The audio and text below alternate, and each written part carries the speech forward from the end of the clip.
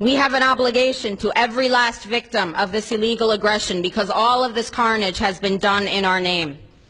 Since World War II, 90% of the casualties of war are unarmed civilians, a third of them children. Our victims have done nothing to us. From Palestine to Afghanistan to Iraq to Somalia to wherever our next target may be, their murders are not collateral damage. They are the nature of modern warfare.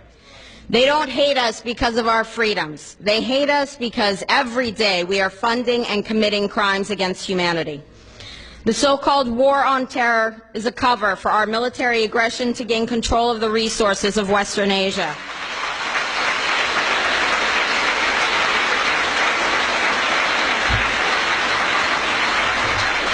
This is sending the poor of this country to kill the poor of those Muslim countries. This is trading blood for oil. This is genocide. And to most of the world, we are the terrorists.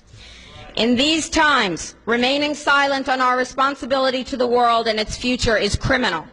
And in light of our complicity in the supreme crimes against humanity in Iraq and Afghanistan and ongoing violations of the UN Charter and international law, how dare any American criticize the actions of legitimate resistance to illegal occupation?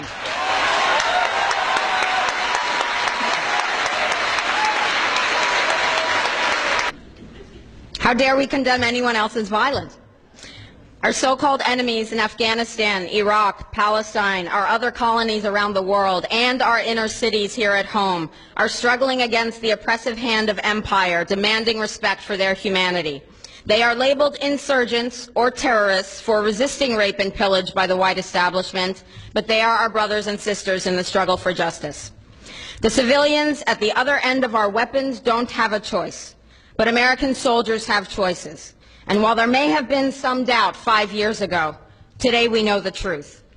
Our soldiers don't sacrifice for duty, honor, country. They sacrifice for Kellogg, Brown, and Root.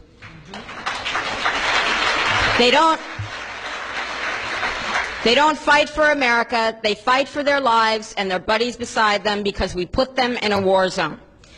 They're not defending our freedoms. They're laying the foundation for 14 permanent military bases to defend the freedoms of ExxonMobil and British Petroleum.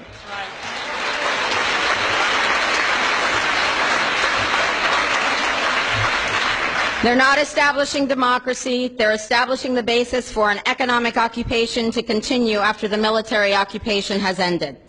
Iraqi society today, thanks to American help, is defined by house raids, death squads, checkpoints, detentions, curfews, blood in the streets, and constant violence. We must dare to speak out in support of the Iraqi people who resist and endure the horrific existence we brought upon them through our bloodthirsty imperial crusade. We must dare to speak out in support of those American war resistors, the real military heroes who uphold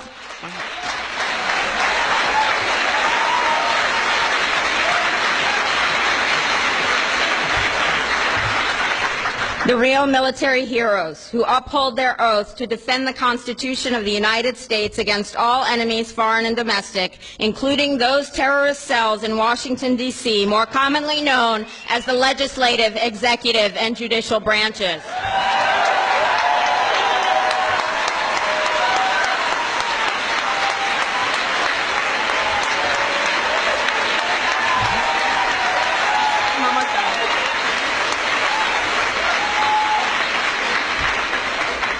I close with a quote from Frederick Douglass, but if you want more information, please visit my website at liberatethis.com. Frederick Douglass said, "Those who profess to favor freedom and yet depreciate agitation are people who want crops without plowing the ground. They want rain without thunder and lightning.